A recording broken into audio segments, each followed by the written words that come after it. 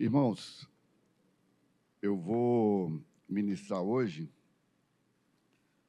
sobre três coisas, três pontos que são essenciais na vida do cristão. E o momento é bem oportuno, porque já tem um mês, né, que o ano começou, nós entramos ontem, né, no segundo mês do ano, e é muito bom que nós relembremos os nossos alvos que foram feitos, né, em janeiro. Não sei nem se você se lembra do que você estabeleceu em janeiro, mas é importante você se lembrar do que foi. E agora, onde começa o ano mesmo, né, ainda não passou o carnaval, mas já está começando, as escolas já estão voltando, né, os pais que estavam de férias, na sua grande maioria, já estão voltando ao trabalho. Então, podemos considerar que o ano está começando mesmo agora em fevereiro. E nós temos muitos pontos que são essenciais na vida de qualquer cristão. Minha ideia não é abordar todos eles, até porque não daria tempo. Aqui, por exemplo, hoje nós não vamos falar da leitura da palavra, inclusive temos um plano de leitura do Novo Testamento em curso, começou ontem, da oração, que também é um outro ponto essencial do nosso tempo com Deus, que todos nós sabemos a importância dele. Mas eu quero abordar três aspectos, são eles: arrependimento, gratidão e unidade. Esses três aspectos. E eu vou explicar para vocês por que esses três aspectos são tão importantes assim. Por que merecem a nossa atenção esses três aspectos. Porque a leitura da Bíblia diária, a oração, o tempo com o Senhor, eu estimo e espero que já faça parte do nosso dia a dia. São coisas que a gente não precisa aprender, nós já sabemos. Mas por que eu quero focar nesses três pontos? Porque eles nos dão a base do caminhar com Deus e também do foco da comunidade nesse ano. Esse ano é o ano da comunhão.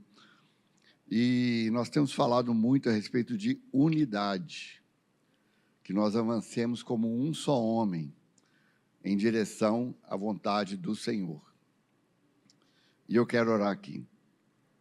Senhor nosso Deus e Pai, eu quero orar pelo meu coração em primeiro lugar e pelo coração de cada irmão que está ouvindo aqui, seja presencialmente ou via YouTube, ou que vai assistir depois, para que essa palavra, Senhor, penetre no coração dos irmãos. Não é uma palavra perfeita, porque sou eu que estou falando, mas são orientações bíblicas claras, dentro daquilo que é importante para nós, como cristãos e como ministério na comunidade cristã da Zona Sul.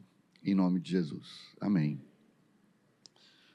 Irmãos, nós temos orado aqui todas as quartas-feiras sobre o Brasil, sobre unidade, e eu quero ler um texto que está em Daniel 9, de 4 a 13, quando o Daniel, um profeta do Senhor,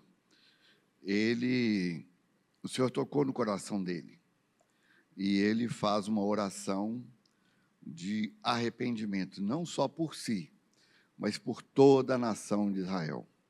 Daniel 9, de 4 a 13. Diz assim: orei ao Senhor, meu Deus, confessei e disse: ah, Senhor, Deus grande e temível, que guardas a aliança e a misericórdia para com os que te amam e guardam os teus mandamentos. Temos pecado e cometido iniquidades, procedemos perversamente e fomos rebeldes, apartando-nos dos teus mandamentos e dos teus juízos, e não demos ouvidos aos teus servos, os profetas, que em teu nome falaram aos nossos reis, nossos príncipes e nossos pais, como também a todo o povo da terra. Presta atenção nisso aqui. A ti, ó Senhor, pertence a justiça, mas a nós o corar de vergonha, como hoje se vê.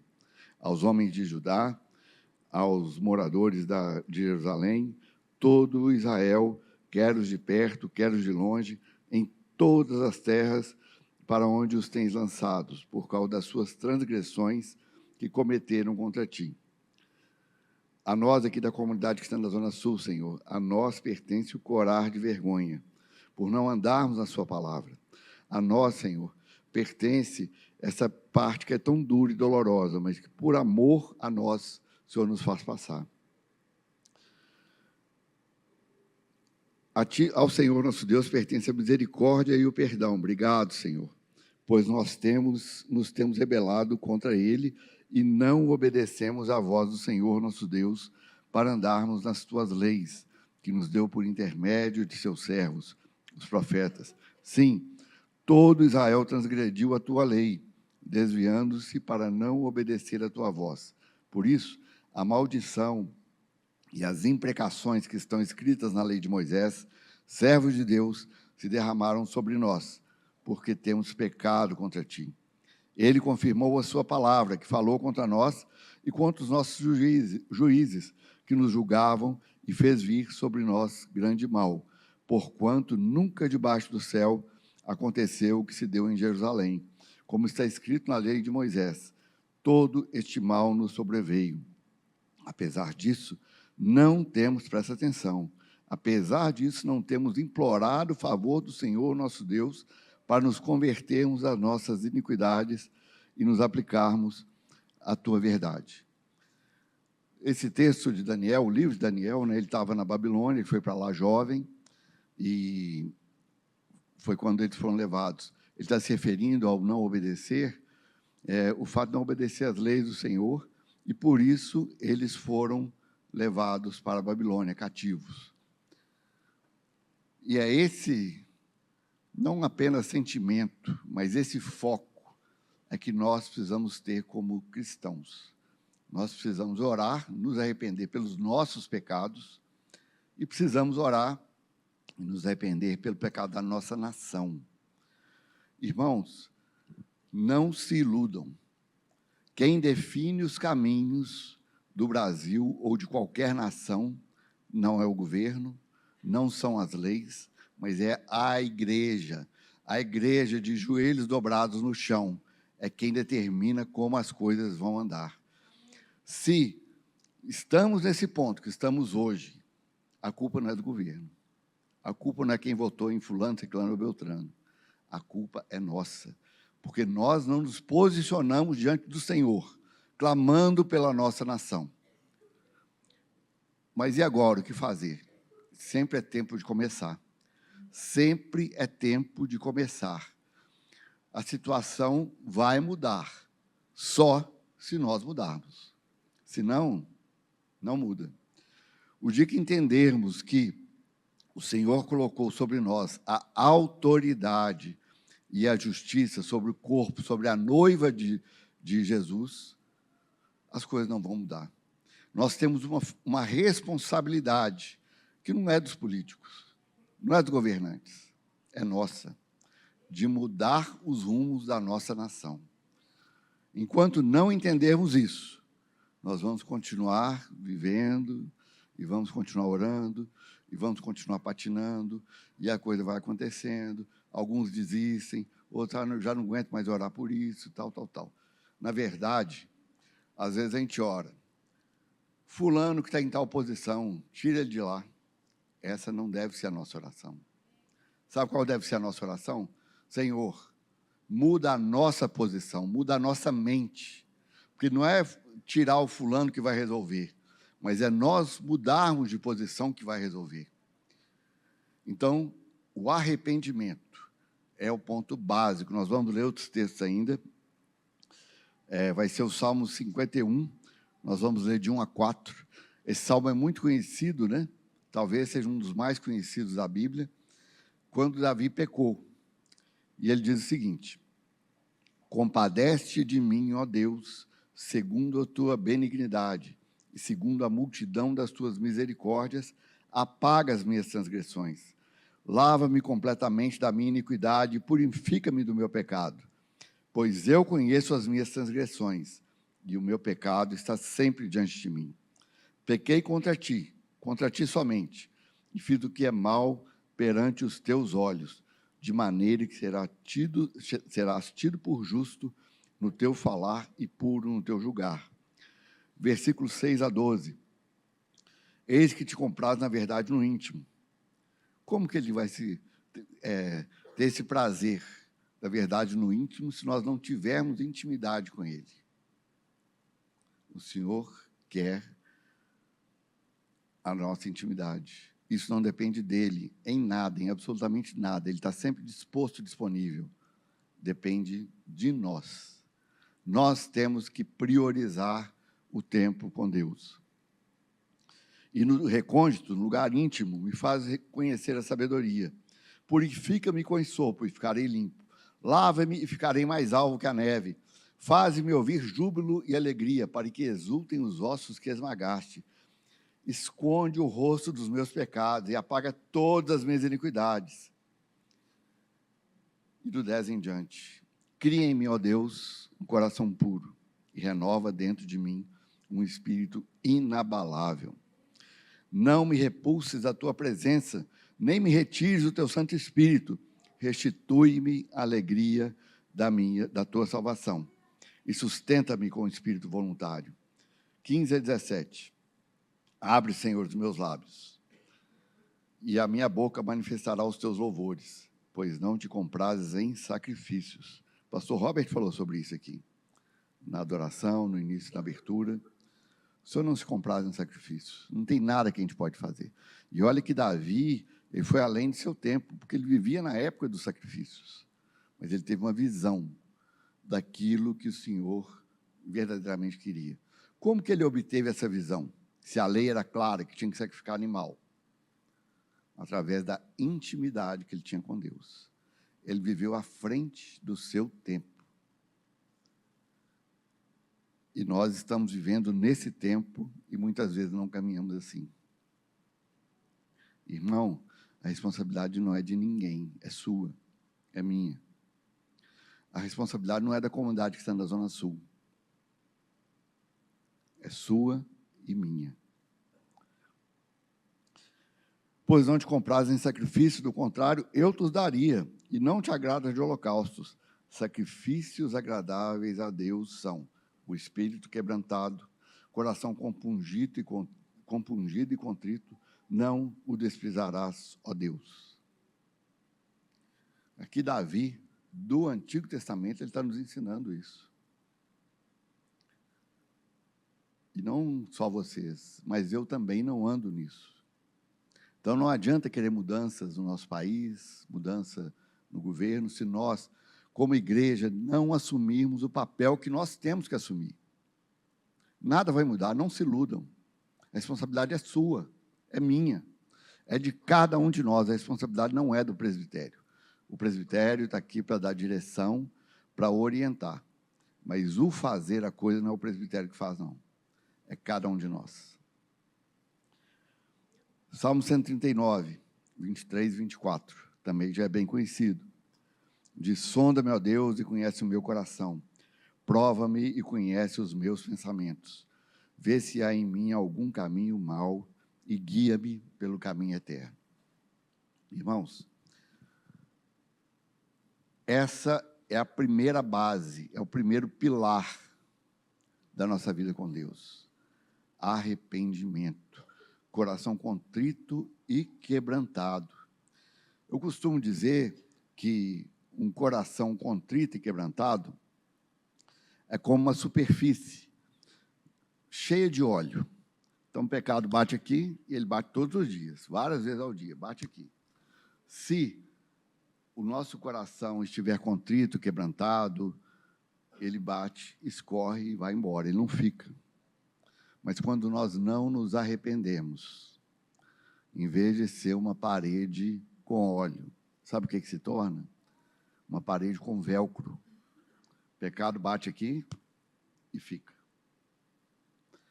E quanto mais tempo ele ficar, mais doloroso ele vai ser para retirar. Porque não se iludam.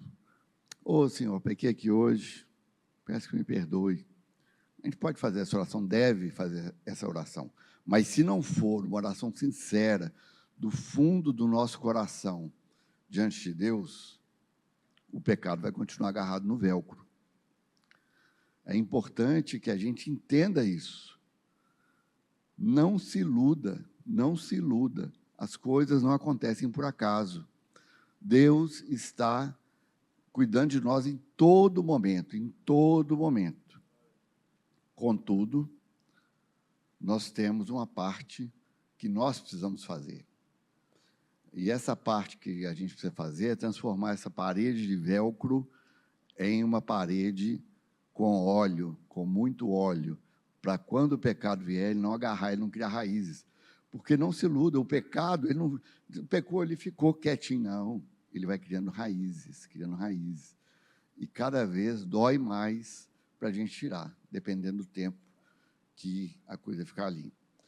E essa é a principal base das 3 coisas que eu quero falar com vocês hoje. A próxima é a gratidão. Irmãos, nós devemos ser gratos em tudo, tudo, tudo, porque o Senhor é quem cuida de nós. Ah, mas aconteceu uma catástrofe na minha casa, na minha família. O Senhor está cuidando de tudo. O Senhor está cuidando de tudo. Seja grato ao Senhor. Muitas vezes é difícil, não é fácil a malha, porque você não conhece.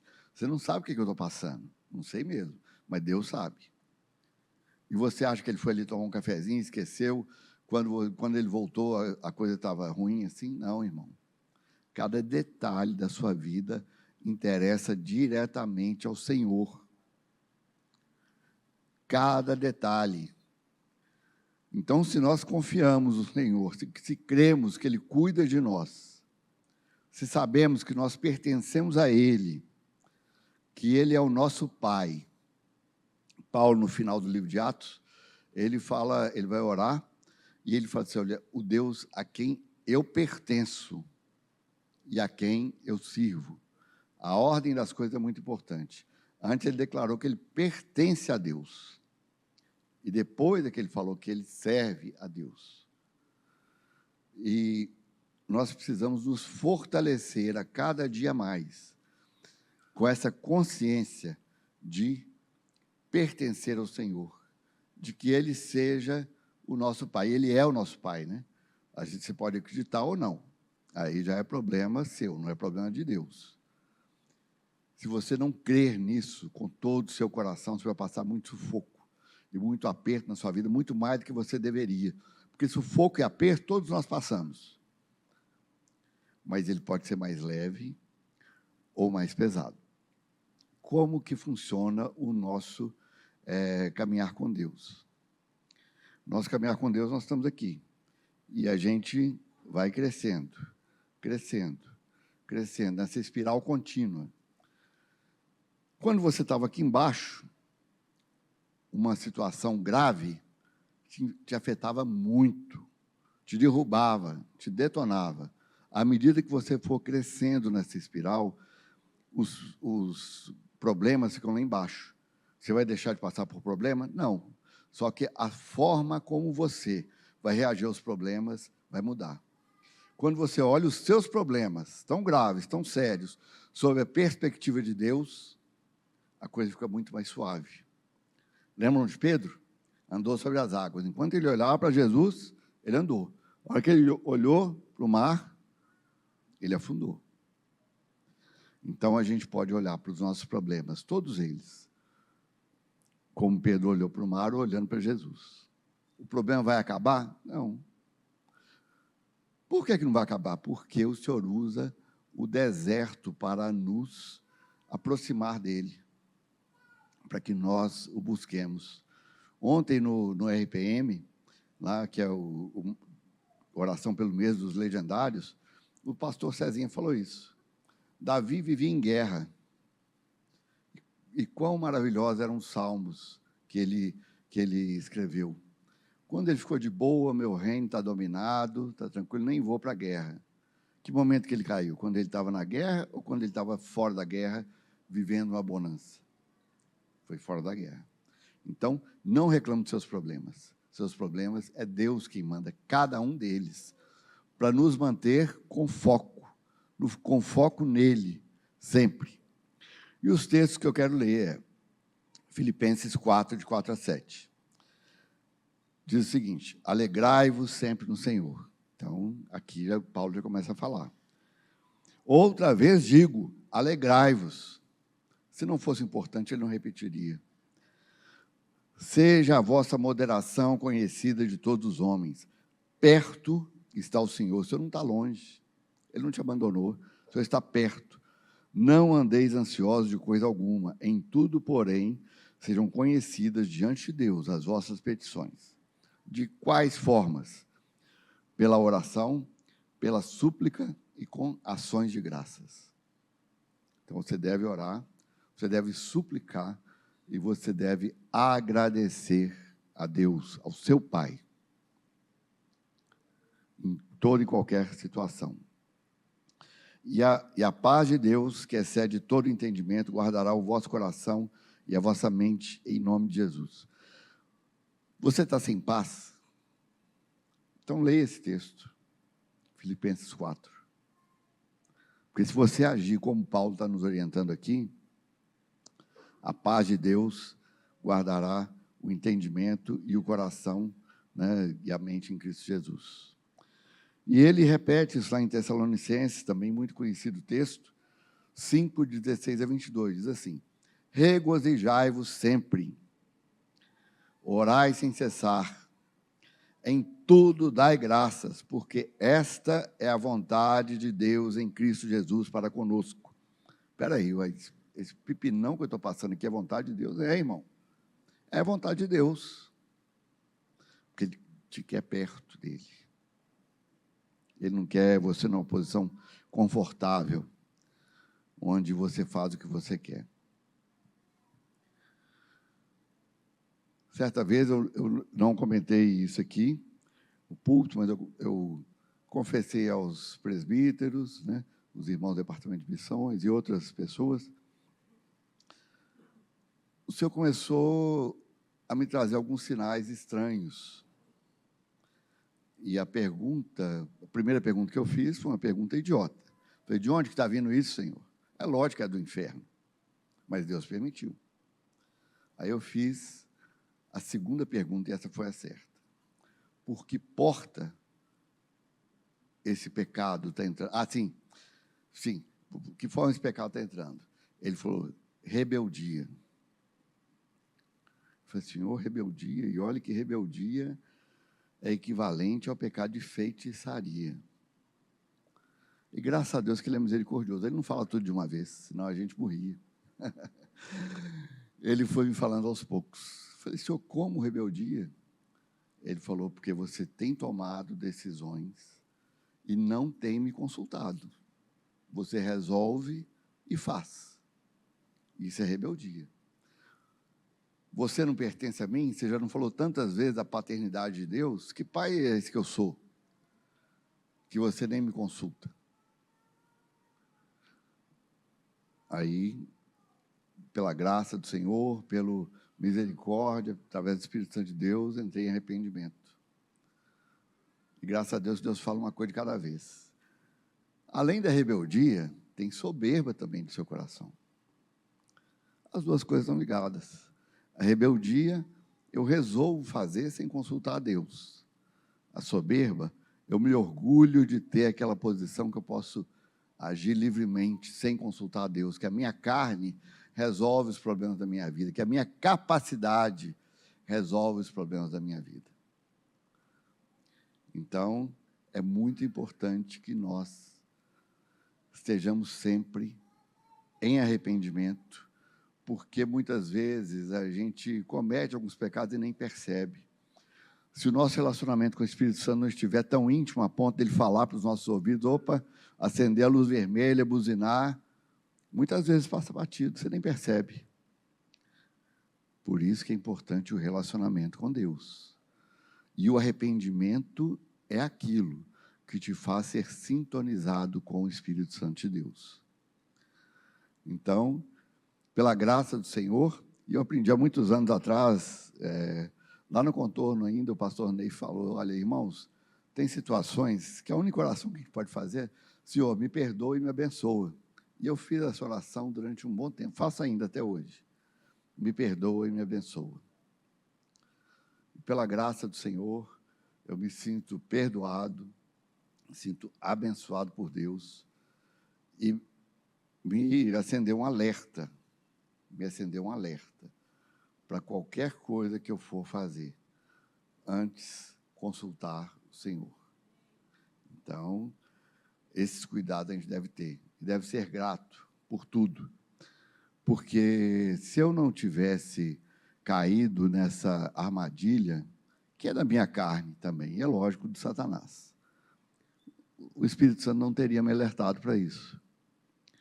Então, às vezes, o Senhor permite você passar algumas coisas, porque Ele quer te ensinar muitas coisas. Ele quer proximidade com Ele. O terceiro ponto que eu quero abordar aqui é a unidade. A unidade é um princípio de Deus. Se as pessoas tiverem unidade em fazer qualquer coisa, se apresentarem diante do Senhor como um só homem, as coisas acontecem. Infelizmente, mesmo que seja para o mal, e nós vamos ver isso aqui na Bíblia agora. Em Gênesis 11, nós vamos ler de 6 a 9. Aí não vai ler, mas eu vou recapitular. O dilúvio aconteceu em Gênesis 6. Gênesis 11, o objetivo daquelas pessoas, né, Nimrod, que foi o chefe ali, era construir uma torre para chegar aos céus, e não mais aconteceu um outro dilúvio. Eles não sabiam da aliança que Deus tinha feito com Noé, de que nunca mais acabaria com a humanidade com um dilúvio. Então, eles resolveram. Quem já visitou o local lá, diz o seguinte: segundo a engenharia moderna, aquela torre é uma piada, porque não tinha a menor condição de se sustentar quando estivesse mais alta. Mas isso é tão importante que a gente vai ver aqui.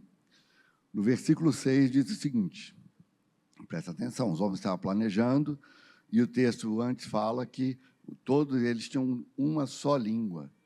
Então, desceu o Senhor para ver a cidade e a torre que os filhos dos homens edificavam.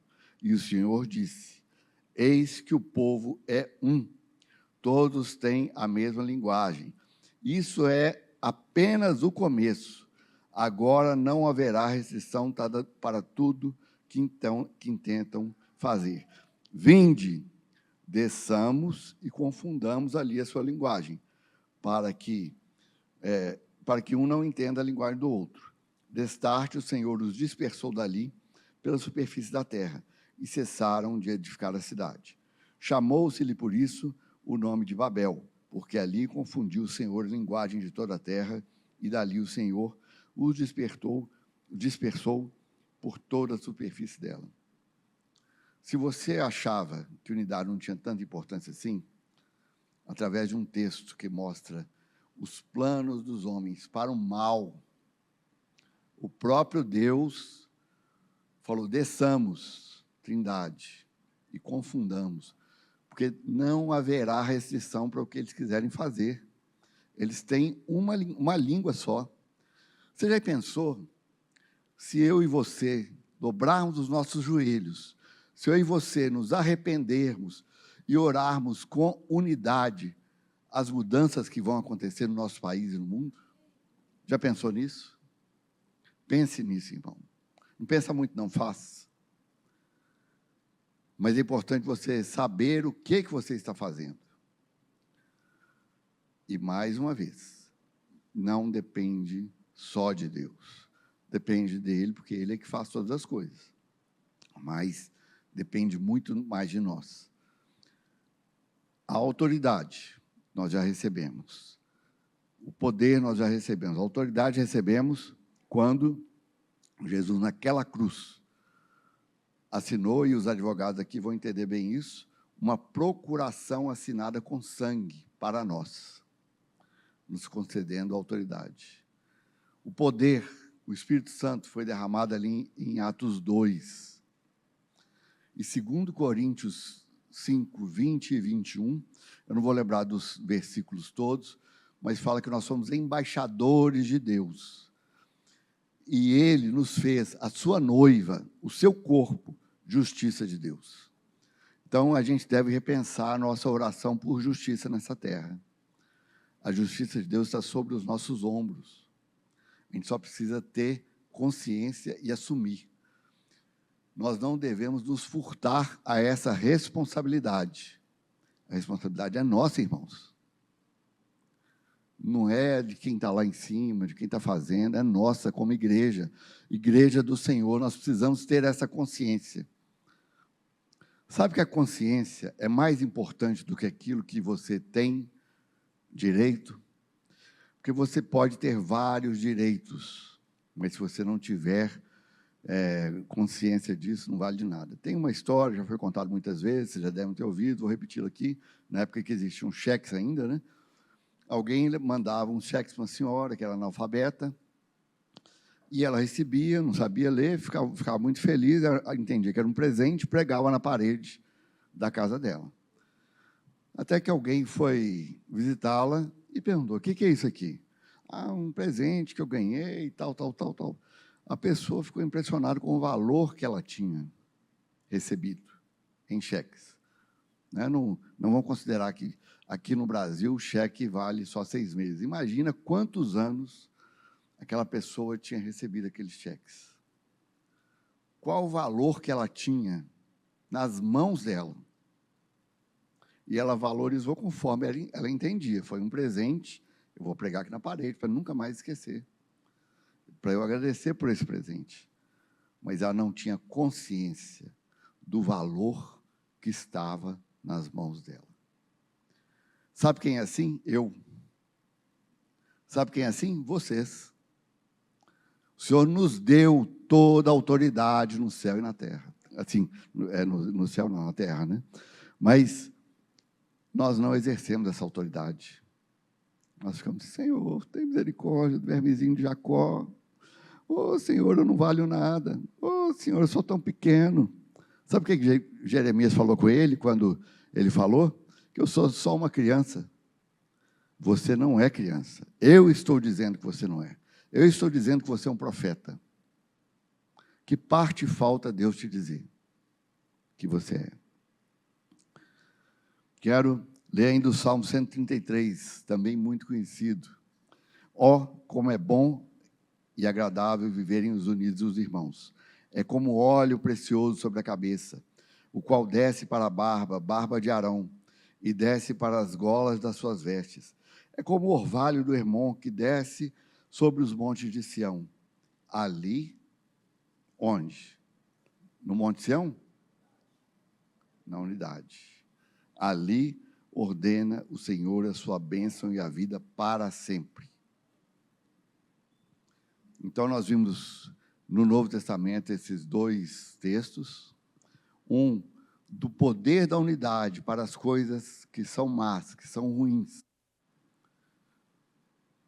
E eu dei alguns exemplos aqui do que nós podemos fazer se tivermos consciência da importância do arrependimento, da gratidão e de andarmos como um só homem. Agora, mais importante do que isso, pode ser que você não acredite ainda, mas em Jesus você acredita, né? Pelo menos, né? Espero que sim. João 17, versículos de 20 a 23.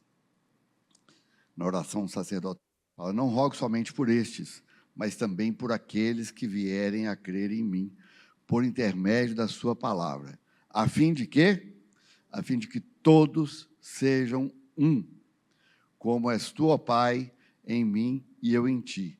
Também sejam eles em nós, para que o mundo creia que tu me enviaste. Sabe o que nós, como igreja, prejudicamos o mundo? Prejudicamos o avanço do Evangelho quando nós não andamos em unidade. Porque Jesus falou aqui claramente, essa unidade que nós temos, que eles tenham também. Para quê? Para que o mundo creia que tu me enviaste. Se nós tivermos essa unidade, os corações das pessoas serão tocados, estarão mais sedentos pela palavra, porque eles verão um testemunho de unidade na igreja do Senhor. Então, eu e você somos responsáveis pelo fato do Evangelho não ter avançado sobre todas as nações da terra. Porque nós não temos estado em unidade diante do Senhor. Eu lhes tenho transmitido a glória que me tens dado para que sejam um, e como nós o somos, eu neles e tu em mim, a fim de que sejam que sejam aperfeiçoados na unidade, para que o mundo conheça que tu me enviaste e os amaste, como também amaste a mim. Não tem melhor forma de fechar uma mensagem, uma comunicação, uma palavra, não ser citar aquilo que Jesus falou, aquilo que Jesus fez. Eu sugiro, esse vídeo vai ficar gravado, né? Está sendo transmitido ao vivo. Se for necessário, volte nele. Se você não quiser pegar a parte do louvor, tudo, por volta de terça-feira vai ser publicada só a palavra, sem o louvor. Irmãos, eu espero que cada um de nós, inclusive eu, porque esse peso é mais importante para quem transmite, que nós tenhamos entendido a importância desses 3 passos: arrependimento, gratidão e unidade. Isso, se nós caminharmos nisso, não é nenhuma mensagem mágica, é a palavra do Senhor. Mas se nós andarmos nesses passos, nós vamos ver verdadeiras transformações. Em primeiro lugar, nas nossas vidas, aqui na comunidade cristã da Zona Sul, e em todo o Brasil, e no mundo inteiro. Então, eu quero pedir para você curvar sua cabeça agora, quero orar. Senhor nosso Deus e Pai, nós clamamos, Pai, para que essa mensagem, o que foi falado, o que foi transmitido aqui, penetre mesmo em nossos corações. Oramos pelos nossos corações, para que seja um terreno fértil, que essas sementes cresçam a 30, a 60 e a 100 por 1. Senhor, através dessas palavras de Jesus aqui finais, que a gente leu em João 17, o Senhor nos mostra a responsabilidade que temos ao andar em unidade. Não adianta se tivermos o foco dividido. Sabemos que cada um aqui tem as suas necessidades, e a própria Bíblia orienta a orar a Deus pelas nossas necessidades, orações, súplicas e ações de graça. Cada um deve orar pelas suas necessidades, pedir oração para os irmãos. Somos um corpo. E quantos milagres nós já temos tido pelas orações que temos aqui às quartas-feiras. Senhor, é só o Senhor quem faz isso, mas é pela unidade da igreja. Te agradecemos, Senhor, pelo privilégio que temos de ter sido chamados. O Senhor viu em nós, como o pastor Robert falou, nós que não merecíamos de jeito nenhum, mas a sua graça nos alcançou. Foi o Senhor quem nos chamou. Na verdade, o Senhor foi o primeiro missionário da Bíblia. Quando Adão pecou, e o próprio Deus pergunta: onde você está? Certamente o Senhor sabia de tudo. Sabia o que tinha acontecido, onde que eles estavam. Mas o Senhor perguntar: onde você está? E Adão deu a resposta dele lá. Então, que nós vejamos mesmo, Senhor, através dessa transformação em nossas vidas, que a gente possa perguntar para outras pessoas que ainda não te conhecem: onde você está? E que a palavra que sai da nossa boca seja transformadora, que andemos alinhados como um só homem diante do Senhor, em nome de Jesus. Amém. Glória a Deus.